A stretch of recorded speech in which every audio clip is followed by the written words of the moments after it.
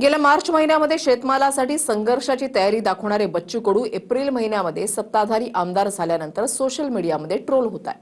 काही महिन्यांपूर्वी बच्चू कडूंच्या नेतृत्वात कर्जमाफीचं आंदोलन छेडणाऱ्या अजित नवले आणि राजू शेट्टींची यावर भूमिका काय असेही सवाल उपस्थित होत आहेत। पाहूयात।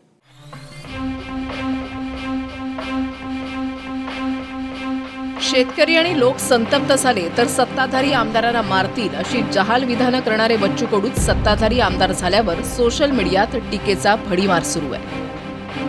अमरावतीच्या राणांविरोधातल्या वादात दोघांमधलं शाब्दिक युद्ध एकमेकांना गद्दार आणि बाप काढण्यापर्यंत गेलं होतं। आता दोघंही सत्ताधारी झाल्यामुळे कदाचित एका मंचावरही दिसू शकतात। भाजप समर्थक आमदार रवी राणांनी बच्चू कडूंना शुभेच्छाही दिल्या। ऑगस्ट महिन्यात ते आहे ना, जय श्री राम, कब मिलेगा हिंदू किसान को दाम। तुम्ही लय हिंदुत्ववादी आहे, तुम्हाला हिंदूचं लई पाणी आहे, असलंच पाहिजे, पण पैसे दाम कधी देता साय हो दाम।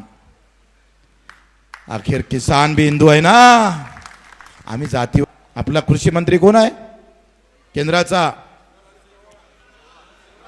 शिवराज चव्हाण। शिवराज चव्हाणच्या घरावर 11 ऑगस्ट महिन्यात 9 ऑगस्ट साठी तयार राहा। एमपीतच राहत आहे। 9 ऑगस्ट उनको घेरेंगे हम, नारळ तिथं फोडू। जय श्रीराम। आणि तो शेतकऱ्यांसाठी, खऱ्या अर्थानं मजुरांसाठी, वंचितांसाठी आणि अधिक दृढ सेवेसाठी जो छत्रपती शिवरायानं जो विचार ठेवला होता, आखरी हे राज्य रयतेचं आहे।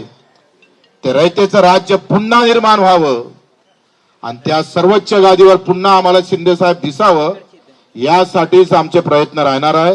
मला वाढदिवसाचा त्यांचा फोन आला, त्यांना मी धन्यवाद म्हटलं आणि मला माहीत होतं शिवसेनेमध्ये त्यांचं चालू आहे, त्यांचं प्रहार संघटनेचं विलीनीकरण आणि स्वतः शिवसेनेचा दुपट्टा घेऊन, झेंडा घेऊन ते त्यात प्रवेश करणार आहे। त्याबद्दल मी त्यांना शुभेच्छा दिल्या। आणि राजकीय वैर हा कायम कधी नसते। महायुती धर्म सगळ्यांनी पाळला पाहिजे। महायुतीच्या धर्मावर युती धर्म पाळला, पूर्ण ताकदीने आम्ही काम करू आणि विकासाचं विजन घेऊन समोर जाऊ। काही महिन्यांपूर्वीच शेती कर्जमाफीसाठी शेतकरी नेते अजित नवले, राजू शेट्टींसह बच्चू कडूंनी नागपुरात मोर्चा काढून चक्काजाम केला होता। आता तेच बच्चू कडू सत्तेत गेल्यानंतर अजित नवले आणि राजू शेट्टींची भूमिका काय असेही सवाल विचारले जात आहेत। Bureau report, TV9 Marathi.